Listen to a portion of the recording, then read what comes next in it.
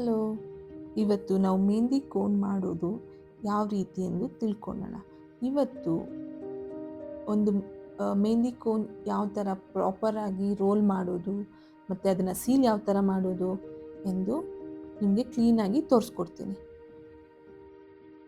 ಒಂದು proper mehndi cone ಇದ್ದರೆ ನಿಮಗೆ ಮೆಹಂದಿ ಡಿಸೈನ್ ಕ್ಲೀನಾಗಿ ಬರುತ್ತೆ. ನೀವು ಚೆನ್ನಾಗಿ ಅದನ್ನು ಇನ್ನೂ ಪ್ರಾಪರ್ ಲೈನ್ಸಿಂದ ನೀವು ಡೆಕೋರೇಟ್ ಮಾಡ್ಬೋದು. ಸಣ್ಣ ಸಣ್ಣ ಲೈನ್ಸೇ ಆಗಲಿ, ದೊಡ್ಡ ಡಿಸೈನೇ ಆಗಲಿ, ಯಾವುದೇ ಡಿಸೈನ್ನ ನೀವು ಡ್ರಾ ಮಾಡಬೇಕಾದ್ರೆ ನಿಮಗೆ ಪ್ರಾಪರಾಗಿರೋ mehndi cone is too important.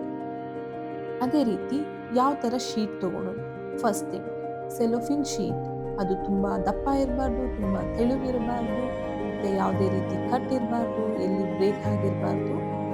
ಅದಲ್ಲದೆ ನಿಮಗೆ ಸೆಲೋಫಿನ್ ಶೀಟ್ ಪ್ರಾಪರಾಗಿ ರೆಕ್ಟ್ಯಾಂಗಲ್ ಶೇಪಲ್ಲಿ ಇರಬೇಕು.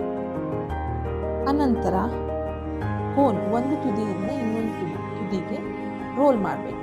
ಅದಕ್ಕೆ ಯಾವ ಥರ ಸ್ಟಾರ್ಟ್ ಮಾಡೋದು, ನಮ್ಮ ಬಲಗಡೆ ನಮ್ಮ ರೈಟ್ ಸೈಡ್ ಇರೋ ಆಪೋಸಿಟ್ ಕಾರ್ನರಿಂದ ನಾವು ರೋಲ್ ಮಾಡೋಕ್ಕೆ ಸ್ಟಾರ್ಟ್ ಮಾಡಬೇಕು.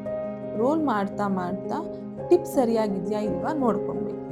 ಆ ಟಿಪ್ ಯಾವಾಗ ಪ್ರಾಪರಾಗಿ ನಮ್ಗೆ ಬರುತ್ತೆ ಅಂತ ಹೇಳಿದ್ರೆ ನಾವು ರೋಲ್ ಮಾಡಿ ಅದನ್ನು ಪ್ರಾಪರಾಗಿ ನಾವು ಒಂದು ಶೇಪಿಗೆ ತರೋ ಅಷ್ಟರಲ್ಲಿ ನಮಗೆ ಯಾವ ಸೈಜ್ ಟಿಪ್ ಬೇಕೋ ಆ ಸೈಜ್ ಸಿಗುತ್ತೆ.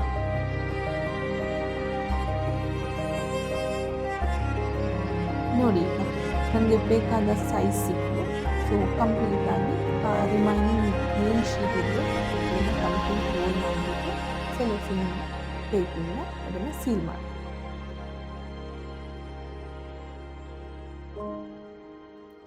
Thank you for watching. Please ಯಾರಾದರೂ ಸಬ್ಸ್ಕ್ರೈಬ್ ಮಾಡಿಲ್ಲ ಅಂದರೆ ದಯವಿಟ್ಟು ನನ್ನ ಚಾನಲ್ನ ಸಬ್ಸ್ಕ್ರೈಬ್ ಮಾಡಿ, ಫಾಲೋ ಮಾಡಿ.